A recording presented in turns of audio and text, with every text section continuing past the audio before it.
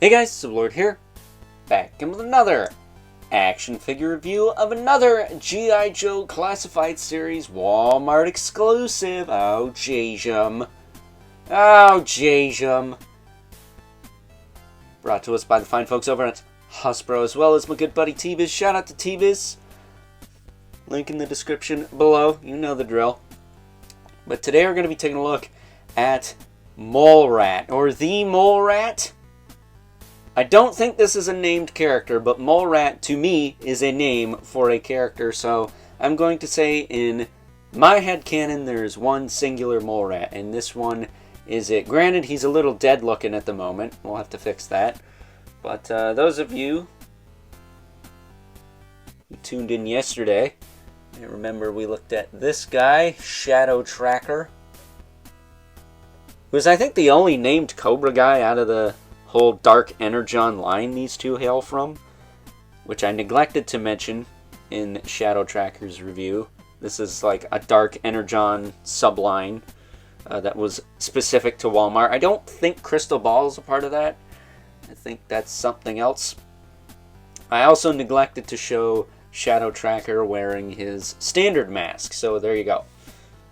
Don't say I don't do anything for you, but getting him out of here. Seems a little taller than Mole Rat here. But Mole Rat, compared to Shadow Tracker anyways, is pretty friggin' loaded with stuff, so why don't we just jump right into it. First things first, we do have an alternate head with a gas mask, which I will show fully assembled towards the end, kind of like what we did with Shadow Tracker, because we also get a backpack which does have a tuber that does hook up to the gas mask. It's not the easiest thing to get in there though. It's kind of hard to find where the peg hole is. But once you do,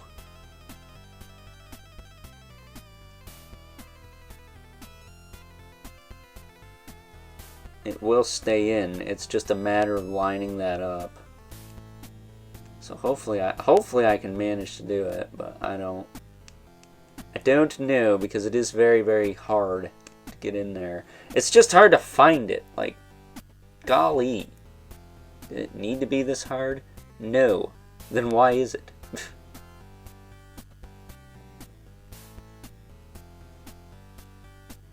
There.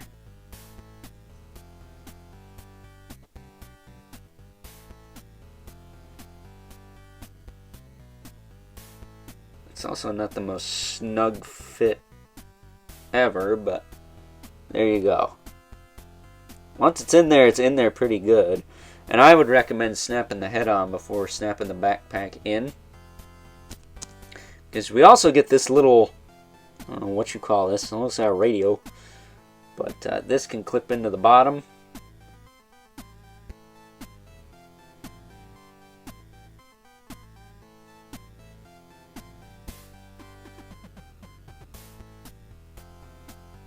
Oh, this does not have like a full handle. That's why that was pushing on it. Alright, that makes sense now. There you go. Clips right into there. And then he does also have a little lantern here. At least that's what I assume this is. I think this is the front. This is the back. The handle does move, by the way, so you can adjust it accordingly. And last but not least, we have some weapons, kind of, sort of, maybe some drill weapons.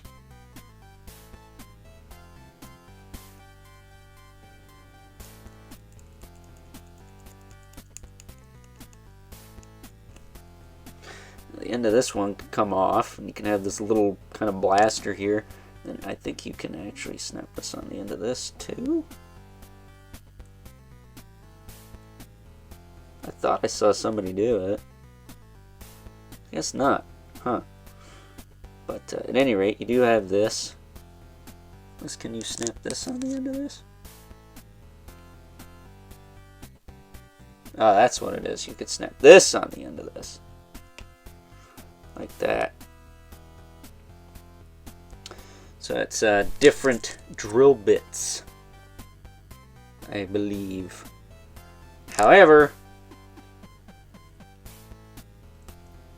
I would advise using this front end on this piece, because these little square, rectangle, whatevers on that and this can be used to plug into the backpack right here on the side. Now, it's not the tightest fit, unfortunately, but it does stay in there. I tend to do it that way, but it's probably meant to go this way.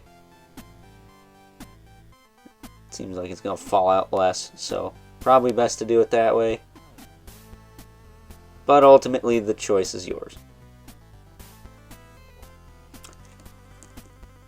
But we'll look at that stuff a little more later. Why don't we take a look at our zombified Cobra guy. This little tube in the front is also a separate piece you have to plug in. That will plug into the front of the gas mask. But I left that on just because. And he is all kinds of messed up. Look at that face. Look at that freaking face. That is an ugly customer. Never saw one. You can see his gas mask is all ripped up. He's got no nose left, I don't think. It looks like he's got a skull nose. That's pretty gnarly. As far as articulation in his head goes, he can bobble up and down and tilt side to side and rotate. It's just double ball peg stuff. His shoulders will pop up this far. He does have the beautiful butterfly, but it doesn't really do anything. It's like a millimeter, if that.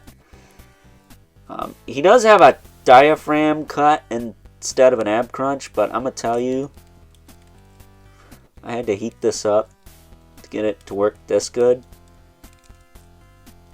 And it still don't work very good. Like rotating it the other way, it really pulls on that peg. So I'm going to have to mess with that a little more to get that moving. But he can crunch like back pretty well. He can tilt side to side pretty well.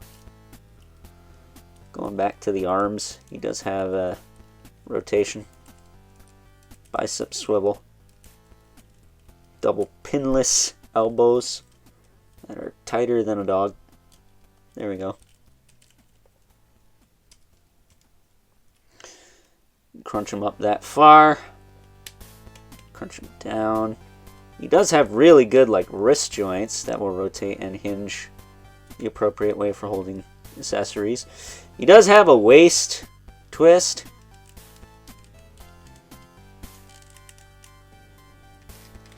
But it doesn't do a lot.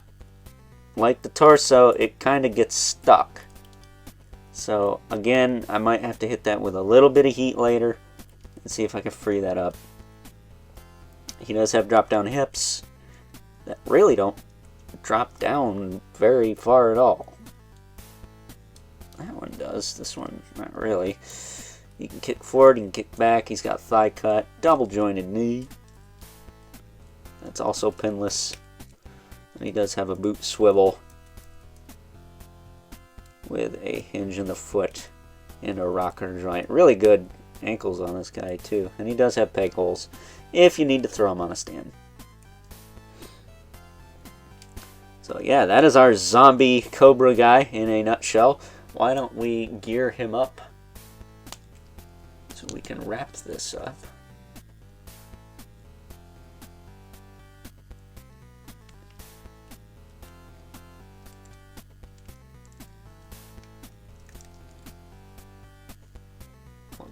There. We're just going to plug the backpack in onto his back.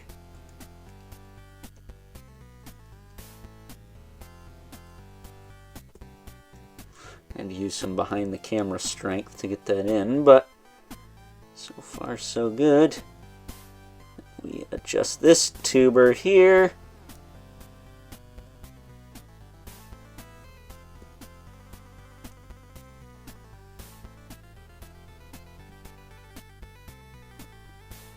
there.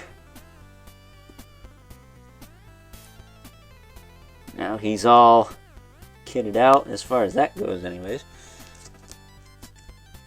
Give him his drill on this side here.